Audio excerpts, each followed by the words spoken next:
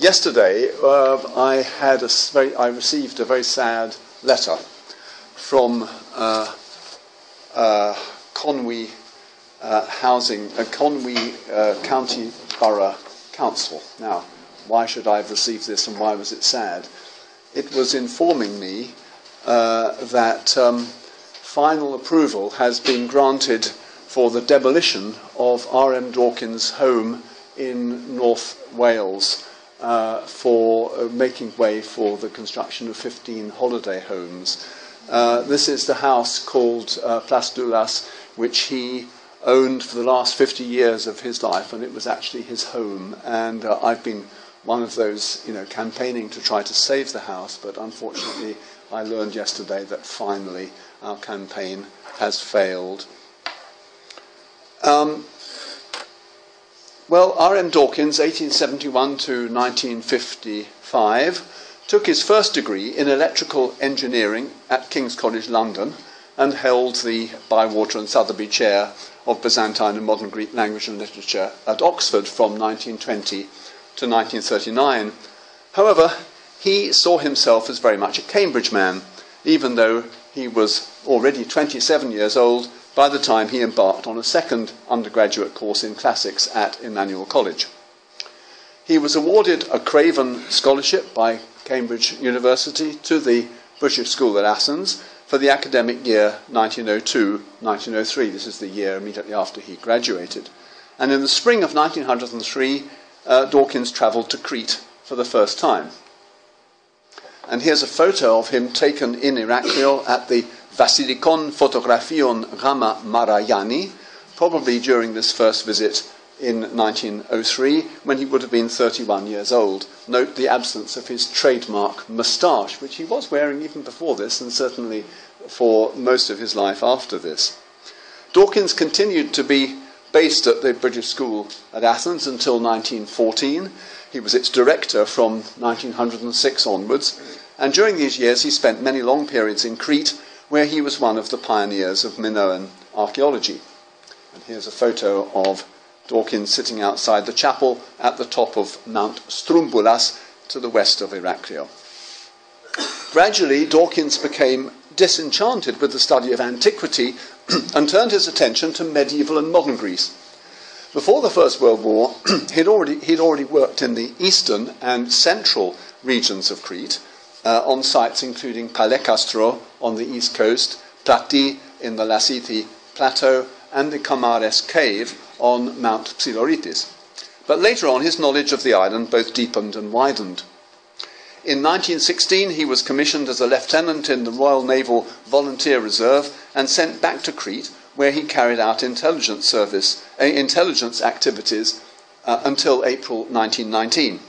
His job was to gather information for the British military authorities about the Cretans' attitudes towards the British and the Germans. And although he was based on a Royal Navy depot ship in Suda Bay, his duties involved constantly travelling the length and breadth of the island on foot, by mule, on horseback, and by boat. It's difficult to imagine his ungainly figure traipsing over rocky terrain in the August sun, dressed in the tweed suit supplied by his tailor in Northern Ireland. This is a photo of Dawkins seemingly trying to control an unruly mule, I think it's a mule, outside Toplu Monastery. There's the entrance on the right in 1910, accompanied by a certain Nikolaos Athanasakis, who's not mentioned anywhere in Dawkins's notes, and I don't know what he was doing there. He was obviously a local, but perhaps Dawkins's guide or something. During these journeys, Dawkins took the opportunity to note down information about landscape and flora, paths and roads, churches and monasteries, traditions and superstitions. And after the armistice in November 1918, he continued to be based in Suda Bay, where he was underemployed and waiting to be sent back to England. It was at this time that he devised the idea of putting together a book about Crete, based on the information he had collected and scribbled on scraps of paper over the years, particularly during the period 1916-1918.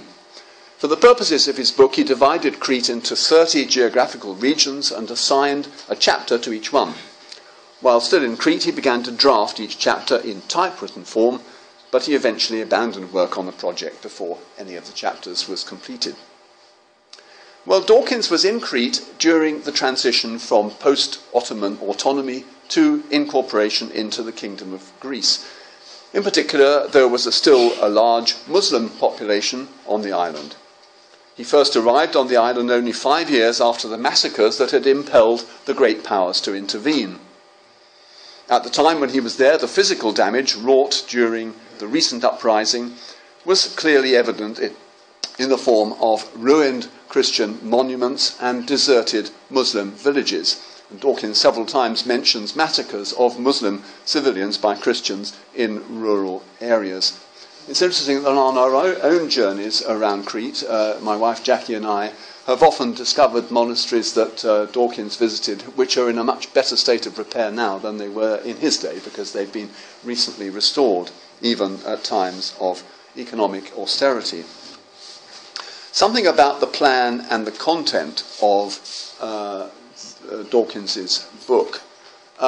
For guidance as to what he should be looking for and where he should be looking for it, Dawkins was indebted to the work of pioneering British travellers, particularly the Cambridge classicist Robert Pashley and the Royal Navy surveyor Captain Thomas Spratt, and to Giuseppe Gerola, whose monumental work, Monumenti Veneti dell'Isola di Creta, was published in 4 volumes from 1905 to 1932.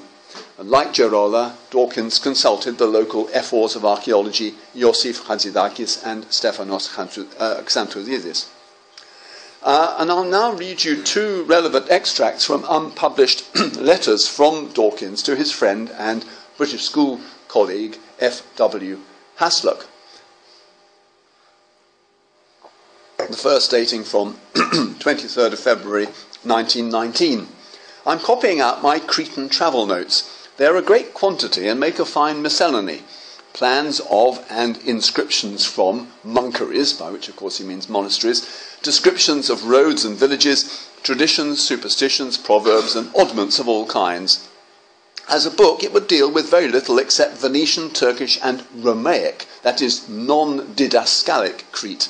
How would the island of Candia Crete, or Kirit Adasi, do for a title? Note the word non-didascalic, non-schoolmasterly, by which he probably meant both avoiding the ancient and adopting an informal approach to his material, and secondly, that one of his alternative suggestions for a title at this time is in fact in Turkish, while the other includes the Venetian name of the island. I think that says quite a lot for his attitude. And a second extract, just 4 weeks later, 18th of March, 1919. My great standby these last weeks has been transcribing on the typewriter all my travel notes on Crete. I find my material includes an account with sketch plans of nearly every monastery in Crete, with the local accounts of the foundation and copies of the inscriptions which date the buildings. Descriptions of roads and the scenery and remarkable objects passed by them, a good deal of folklore and local traditions of the politis kind, notes on animals, plants, trees and ideas connected with them, notes on the different kinds of houses with sketches of the plans of older Venetian houses, notes on Venetian remains, notes on churches, all of which, as far as it is Venetian, will be in Gerola, notes on trades and handicrafts, etc. I think his nearly every monastery in Crete is something of an exaggeration, but he certainly tried to cover every monastery in Crete. And then I go on to an assessment of the material. Now, Dawkins neither intended nor had the opportunity to carry out a systematic survey of the landscape, the monuments, and the traditional life of Crete. Instead, he recorded what he discovered on his way while carrying out various missions, whether these were related to archaeology or to espionage. At one point, he writes, quote, "But of these delectable rides," I don't have this on the screen, "but of these delectable rides, I have very few notes. I can do no more than set down the series of villages as I have from time to time passed by. And as it has always been with the intention of wasting no time, each of the routes has, for one reason or another, commended itself." Now, this passage is unusual, first because it's one of the few places where he actually refers to his means of transport, the word rides, perhaps implies that he was riding on a mule. Secondly, he explicitly refers to the fact that on most of his journeys he was in a hurry to get to the places where his official duties lay, though he never reveals what these duties consisted of, or at least when he was doing espionage. Nevertheless, among Dawkins's achievements in his material are precisely his descriptions of routes between various places and the paths and roads that were used in his day. As for riding in a carriage, he only explicitly mentions this once, where he refers to driving in a sousta, a trap or gig, from Skines to Chania. He mentions that the first wheeled vehicles that the people of eastern Crete had seen were the wheelbarrows that the British archaeologists brought with them. In view of the age-old modes of transport that Dawkins normally uses, it strikes us as almost an anachronism when he tells us that he travelled by bus on 2 occasions in 1916, from Candia to Pesa and Arkalohori, and from Agios Nikolaos to Neapolis. And he even refers to an aerodrome on the island. As in other parts of the world, the First World War had suddenly introduced some aspects of modernity to Crete.